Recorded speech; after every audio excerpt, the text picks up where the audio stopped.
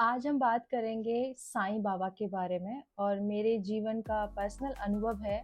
मेरे जीवन का पहला चमत्कार साईं के मंदिर में ही हुआ। बहुत लोगों का मत है कि साईं बाबा जो हैं वो मुसलमान हैं या हिंदू हैं।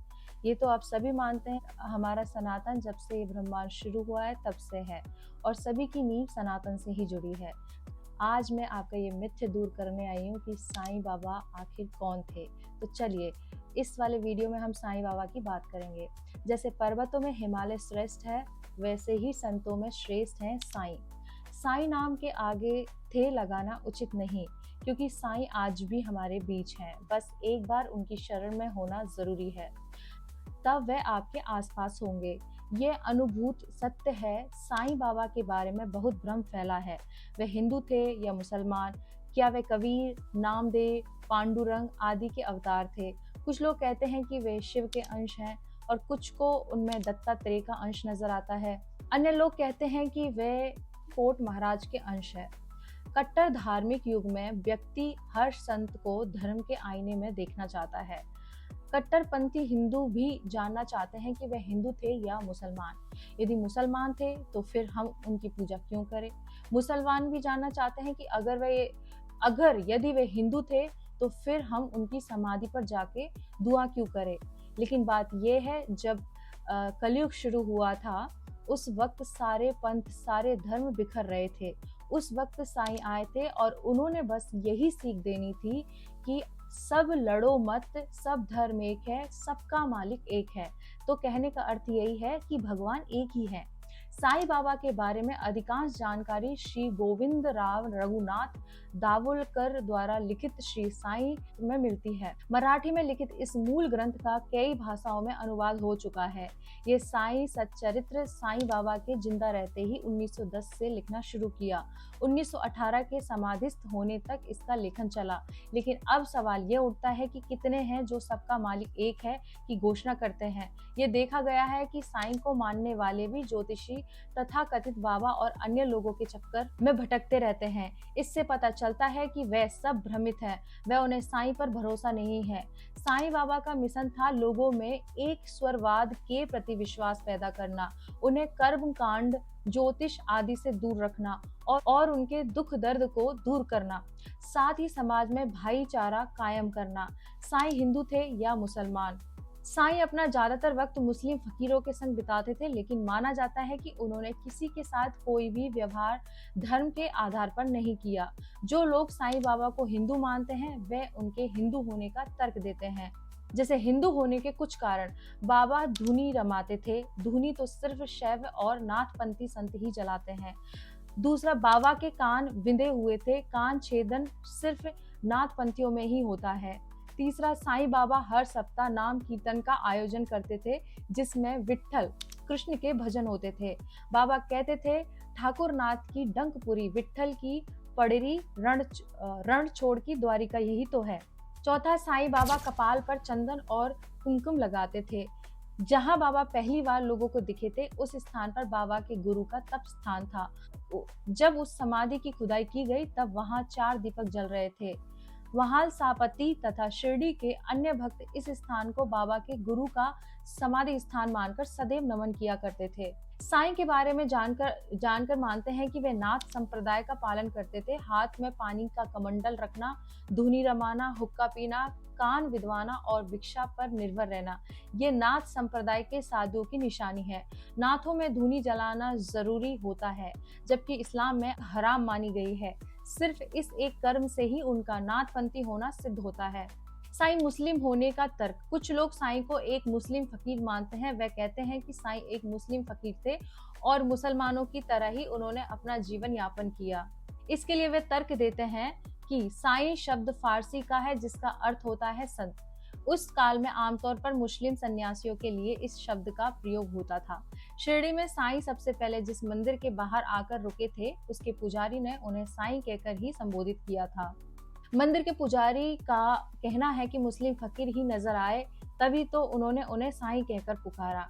साईं ने यह कभी नहीं कहा कि सबका मालिक एक है। साईं सच्चरित्र के अध्याय 4, 5, 7 में इस बात का उल्लेख है कि वे जीवन भर सिर्फ अल्लाह मालिक है यही बोलते रहे।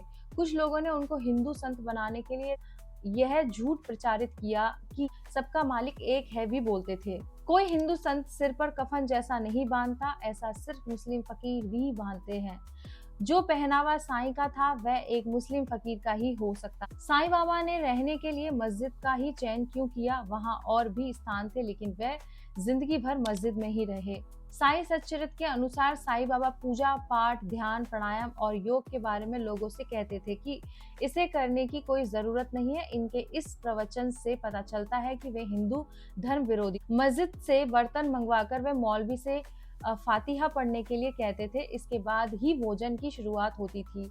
साईं को सभी यवन मानते थे। वे हिंदुस्तान के नहीं, अफगानिस्तान के थे, इसीलिए लोग इन्हें यवन का मुसलमान कहते। उनकी कद काठी और ढील ढोल यवनी ही था।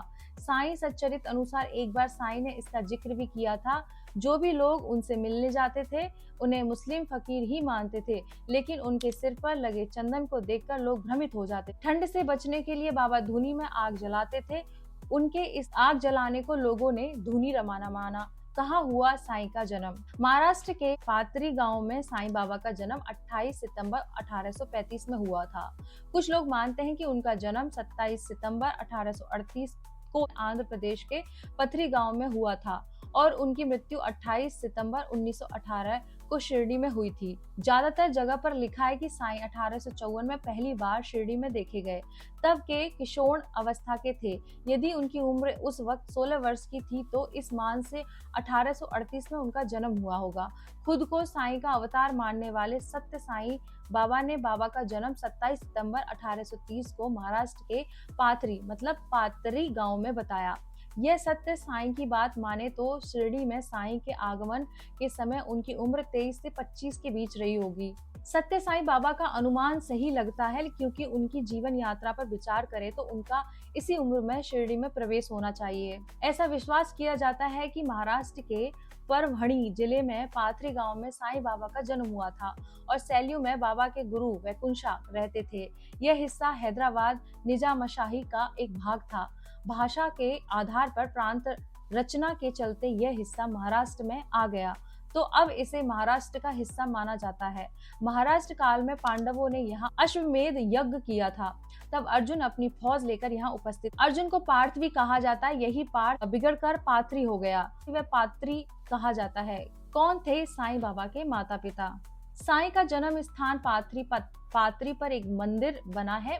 मंदिर के अंदर साईं की आकर्षक मूर्ति रखी हुई है। यह बाबा का निवास स्थान है, जहां पुरानी वस्तुएं जैसे बर्तन, घट्टी और देवी देवताओं की मूर्तियां रखी हुई हैं। मंदिर की व्यवस्थापकों के अनुसार यह साईं बाबा का जन्म स्थान है।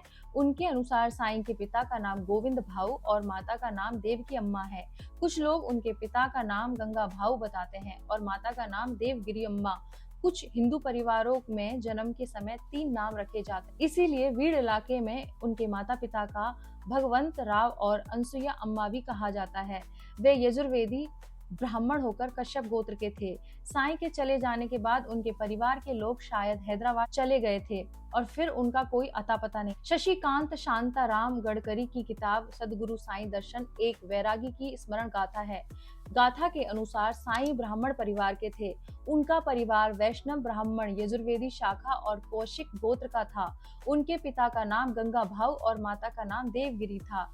कि गिरी के 5 पुत्र थे। पहला पुत्र रघुपत भुसारी, दूसरा दादा भुसारी, तीसरा हरिबाबू भुसारी, चौथा अंबादास भुसारी और 5वें वालवंत भुसारी थे। साईं बाबा गंगा भाऊ और देवकी के तीसरे नंबर के पुत्र। उनका नाम हरिबाबू भुसारी था। साईं बाबा के इस जन्म स्थान के पास ही भगवान पांडुरंग का मंदिर है। इसी मंदिर के बाईं ओर देवी भगवती का मंदिर है, जिसे लोग सप्तशृंगी देवी का रूप मानते हैं।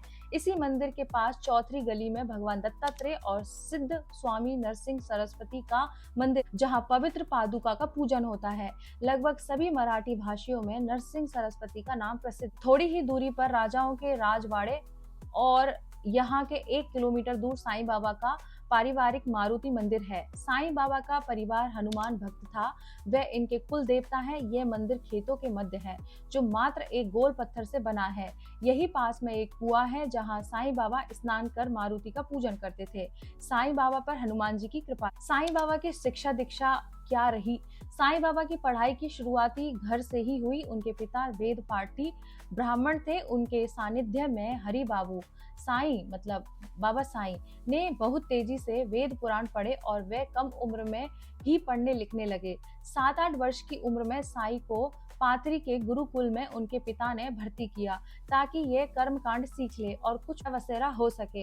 यहाँ ब्राह्मणों को वेद पुराण आदि पाठ पढ़ाया जाता। जब साईं बाबा 7-8 वर्ष के थे तो अपने गुरुकुल के गुरु से शास्त्रार्थ करते थे। गुरुकुल में साईं को वेदों की बातें पसंद आई, लेकिन वह पुराणों के सहमत नहीं थे और वह अपने गुरु से इस बारे में बहस करते थे। वह पुराणों की कथाओं से संभ्रमित थे और उनके खिलाफ थे। तर्क वितर्क द्वारा वह गुरु से इस बारे में चर्चा करते थे। गुरु उनके तर्कों से परेशान रहते थे। वे वेदों में अंतिम और सार्वभौमिक सर्वश्रेष्ठ संदेश ईश्वर निराकार है, इस मत को ही मानते थे। अंत में हारकर गुरु ने कहा, एक दिन तुम गुरुओं के भी गुरु बनोगे। साईं ने वह गुरुकुल छोड़कर वह हनुमान मंदिर में ही अपना समय व्यतीत करने लगे, जहाँ वे हनुमान जी की पूजा अर्चना करते और सत्संगियों के साथ रहते।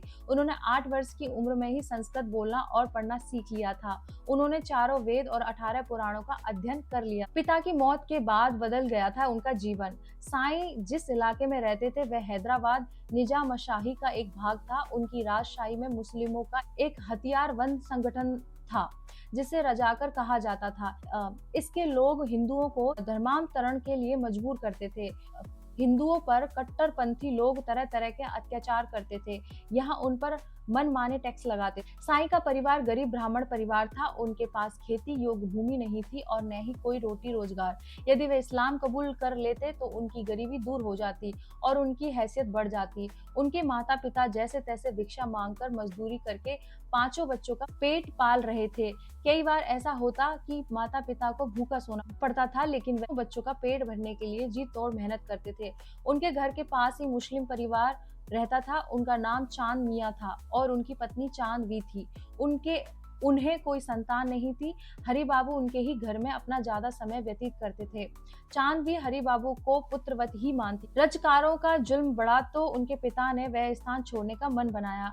उस गांव में वे अपमान का घूंट पी रहे थे। एक बार गंगा भाऊ अपने परिवार के साथ पड़रपुर गए। भीमा नदी पड़रपुर के पास से बहती नदी है। गंगा भाऊ का परिवार नाव में बैठकर नदी पार कर रहा था।